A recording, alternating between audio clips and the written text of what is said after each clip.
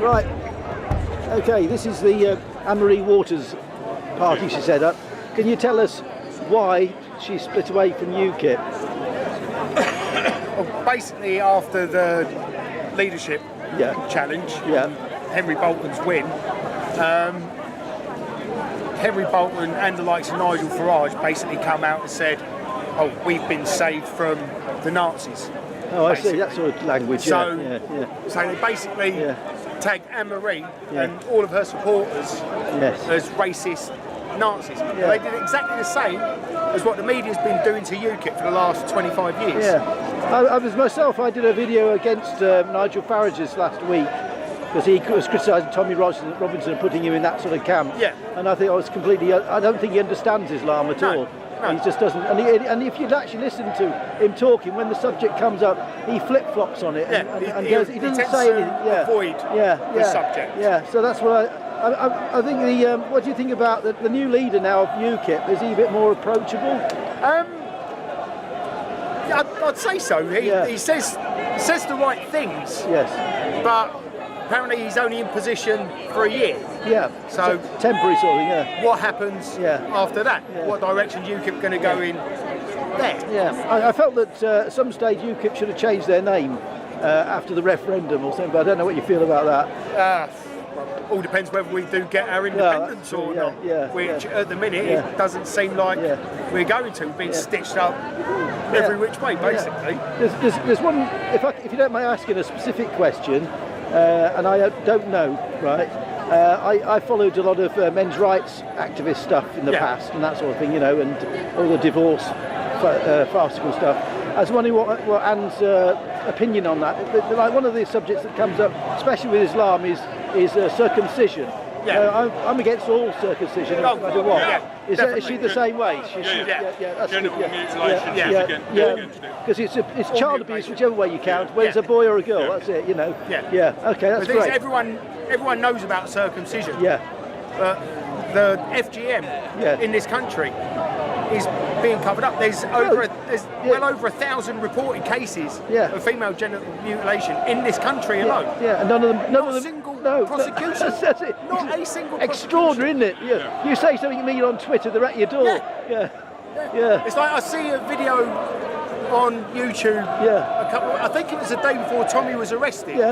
A 57-year-old lady was basically dragged out of her house. I saw that. In her pyjamas for saying have a gay day to someone. That was in Brighton. I saw that. It was outrageous. What is this? What has this country come to? Where you could be dragged out of your house by the police for that? They were basically ordering her to open the door up without any good reason. If it was America, they'd got blown away. And now apparently, I see another video of demonstration in Manchester.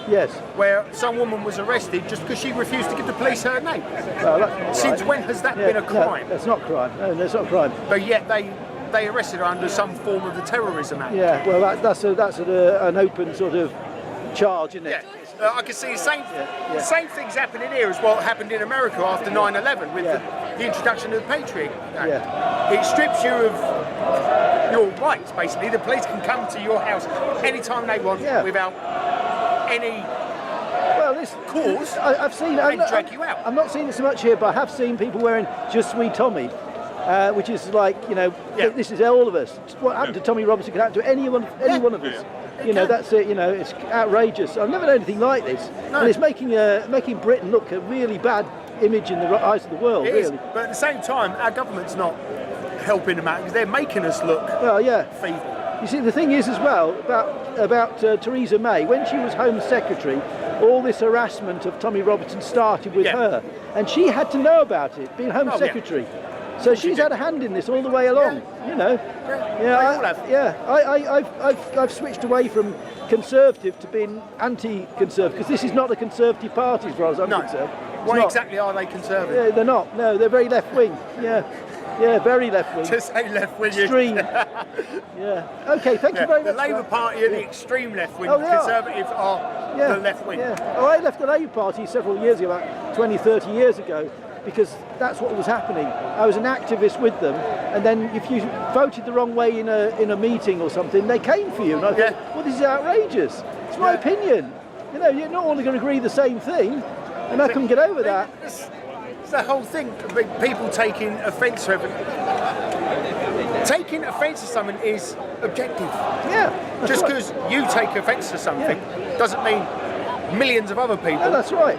But it's so like, why should that be a crime? It shouldn't be, because I mean, it's like you say, well, if I ask you a question, or ask you a few questions, in your mind, even though you don't openly say it, there'll be all sorts of options going around in your brain. Some of them will be controversial and unacceptable.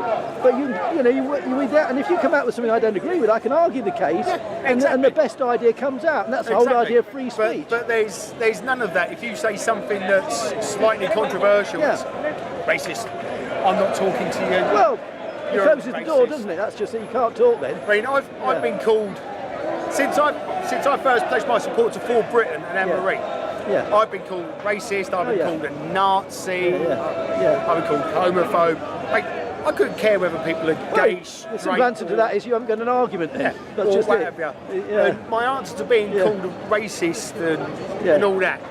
I'm the son of an immigrant, and I work for Indians. So. How on earth am I racist? I've walked around this place enough, I've seen enough of these demonstrations. I've seen no hostility towards people on grounds of race. No. None whatsoever. No. So how can that be racist? Exactly. And the other thing is, if anything, I've got a little display about Islam. Islam is not a race, even though they want to make it a race. No, it's not. It's an ideology, that's it. That's it. And it's as we keep having to say, although we shouldn't have to say it. Yes. We're not against Muslims. Yes. No one has ever said we are against Muslims. We're against the cultural practices that Islam brings through to Sharia. our country. Yeah, that's right. Through Sharia law. And it is happening. There's no, you can't escape that fact that it is happening. Yeah. Well, I was watching Christopher Hitchens throwback to 2009. He says, "Resist while you can. Resist." Because they already introduced Islamophobia, which tries to give the impression of racism, which is utter nonsense. Which, again, is you've got to put down to a kind of political jihad. It is, Because this probably sounds controversial. No. But the way I've seen it is Muslims get into a position of power, like Sadiq Khan has, then he pushes his agenda, like the banning of certain posters or the Love Allah posters going around on London buses.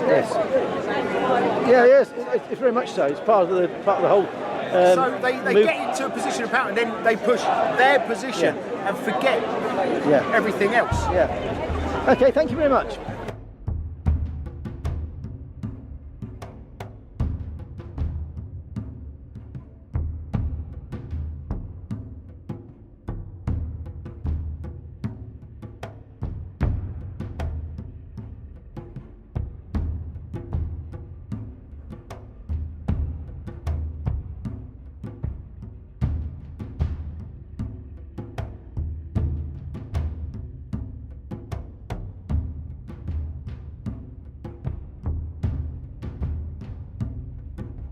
To stand their ground.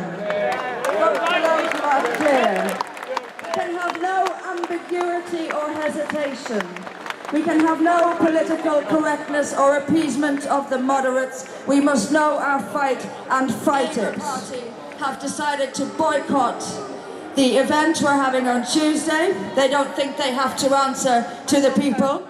Well, Labour may not be there on Tuesday, but I will be there on Tuesday, no matter whether I am invited or not.